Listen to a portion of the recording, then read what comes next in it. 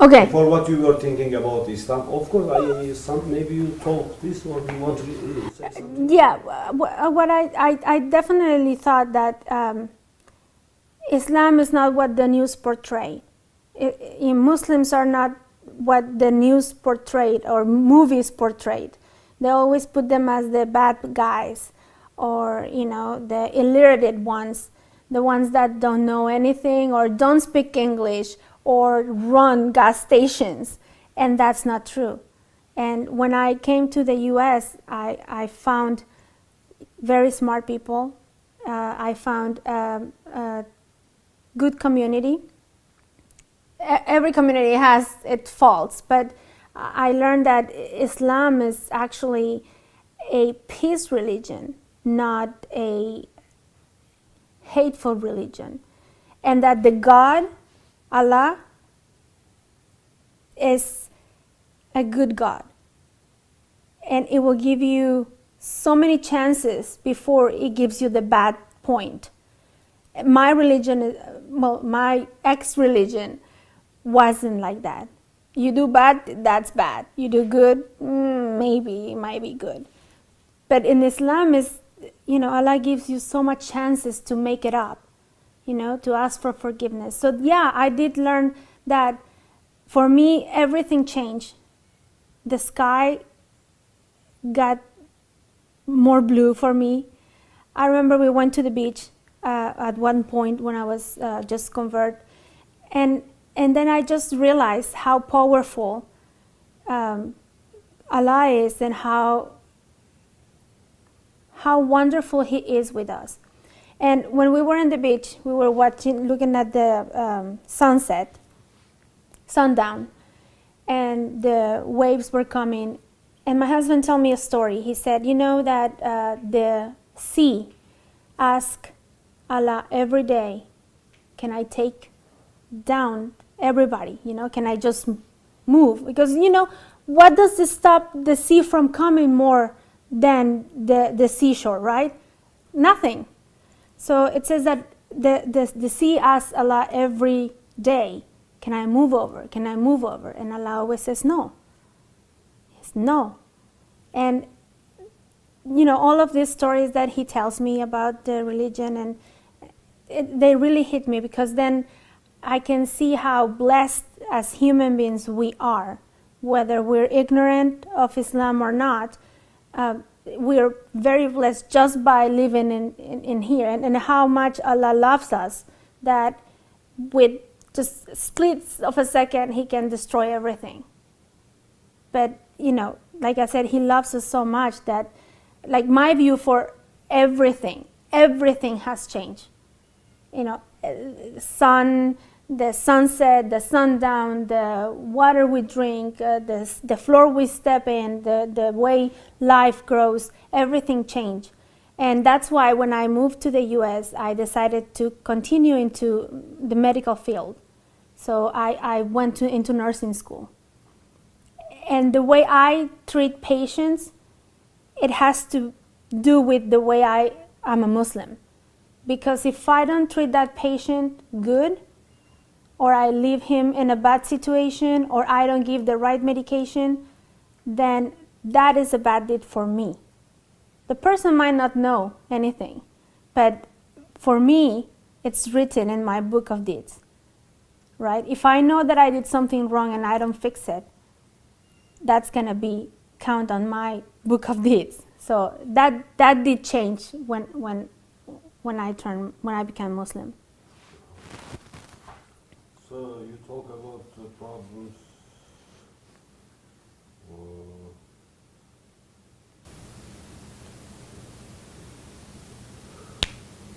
What is your opinion about Islamic world in our day? I mean, what are the problems? What is the solutions? Maybe you didn't think this before, but if you have something to say, I mean, or we can mix the question with this. To spreading Islam to the other people, to non-Muslims, and this is our main duty also. Right. To faith and to worship, and this is total. I mean, you cannot separate the Muslims. That okay, I keep faith in my head, I don't believe, it's not good.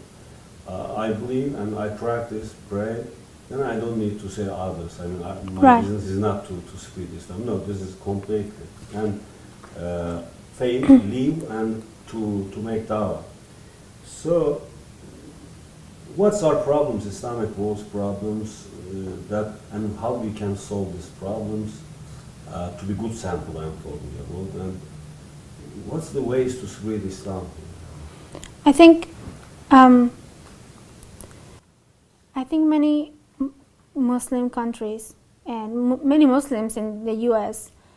are afraid of saying who they are, what they are, and who they worship. And I think that's the problem, because when you're afraid, then you cannot stand out. I stand out. I go to, like I told you, I was a medical school, nursing school, and I went to nursing school with my hijab, with my long sleeve and my scrubs. I went into a hospital where there's no Muslims. There's only, it's like more like a country hospital. So there's no Muslims in my class. I'm the only Muslim. And it was very easy for me just to take off my hijab and just go to school and just be as everybody else. But for me, this is dawah. Just the fact of wearing my hijab is dawah.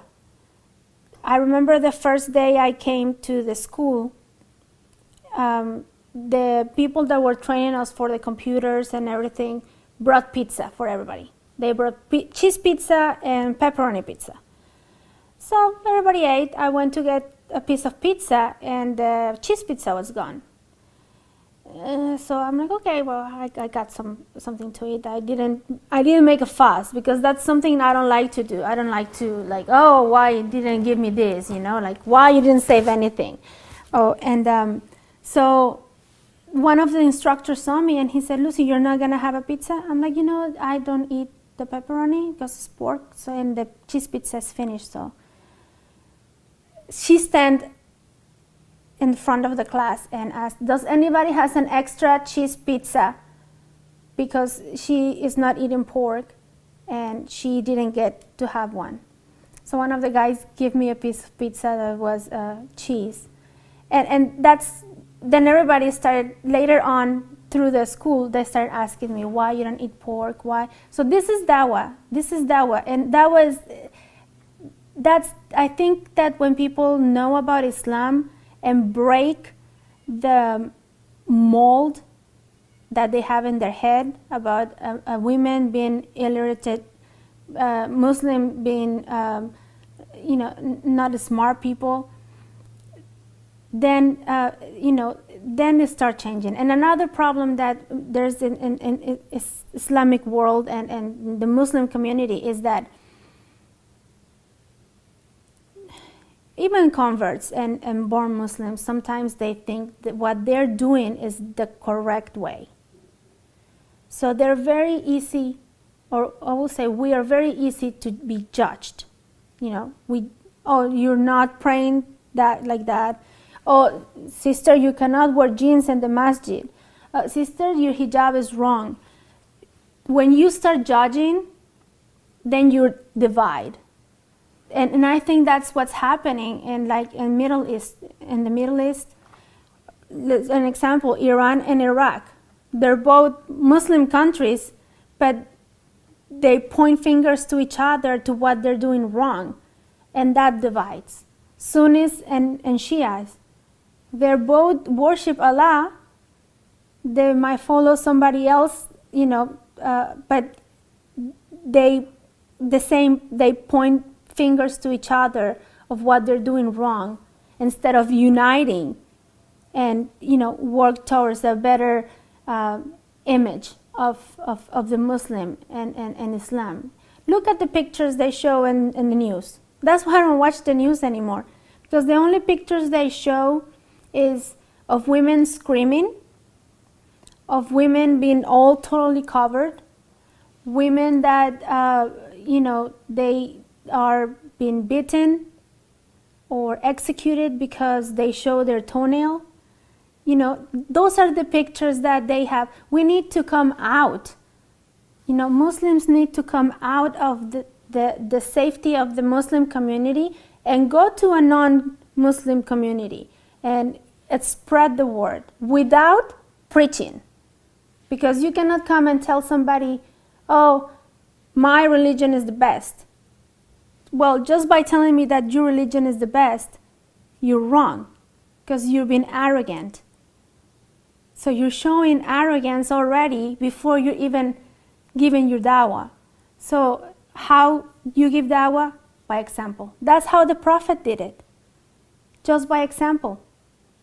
And you don't make people say things or do things. Like when people come to my house, I have non-Muslim friends. They come to my house and they tell me, Lucy, should I cover my head?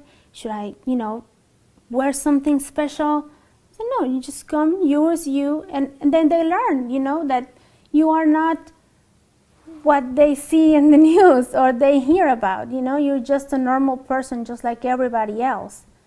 So a lot of friends tell me, you are not the mold Muslim. I said, well, I'm a hybrid. That's what I'm a hybrid Muslim because I'm not born Muslim, so I have the Western ideas, but I think that I have the Islamic essence of what Islam is, not mixed with culture. So that's what I think. I think just Muslims need to come out of their shell and stop trying to make everybody Muslim by force and just by example. So. All right, Sarah.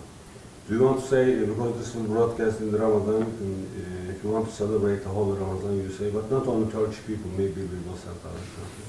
If you want to say something, celebration Ramadan. Okay, like. I don't know if you celebrate, or if you want to say that because my question is finished, and even you can say something about fasting, what you feel during the fasting, and you say that I celebrate Holy Ramadan of all Islamic world. Yeah. Okay. Let me think. If you want to have a break. What you are feeling during the Ramadan fasting? Okay, I don't fast because I have a medical reason. When I used to fast, it's very hard. So what I will say to people that are in Ramadan and you're getting to that point where your fast is so hard and you're so thirsty, just think of the blessings that fasting brings. I cannot fast. I get to see my husband fast, my girls, they fast. And when I break the fast with them, I feel that it's not counting for me. So feel blessed that you're fasting, because that's something that is gonna count on the day of judgment. Me, I don't know, maybe Allah will give me blessing from another side, but enjoy the beginning of your fast and enjoy the end of your fast, and give to other people, because I believe that when you give to other people, when they come to it with you, the blessing is bigger. So I know that in the Muslim countries is a big deal, Ramadan, right? But also not excess is too good. So moderate and just enjoy Ramadan. It's the best time of the year, and I wish me living in America, I wish we could have the same way of parties that the special time that it is in Muslim countries. We don't have that. Our neighbors are not Muslims, so we don't go house to house to eat sweets and chat with people and do all of those fun things. We don't do it. Eid day, if it falls on weekday, After the prayer, if you get to go to the prayer, then you have to go to work. In a Muslim country, it's off. It's vacation. It's just to have fun, go and eat, and do whatever you want to do. For us, it's not. Kids going back to school right after the prayer. You know, it's not. Sometimes it's not a fun day. It's not a fun thing. So you have the chance in other countries like Turkey, like Saudi Arabia, Bangladesh. It's a big deal. Enjoy it. And when you get tired, when you finish your day, it's like, oh my God, another day tomorrow. We have to, bring people to the house. Just enjoy, because we don't get to do that. We don't get to hear the salah, hear the adhan every day.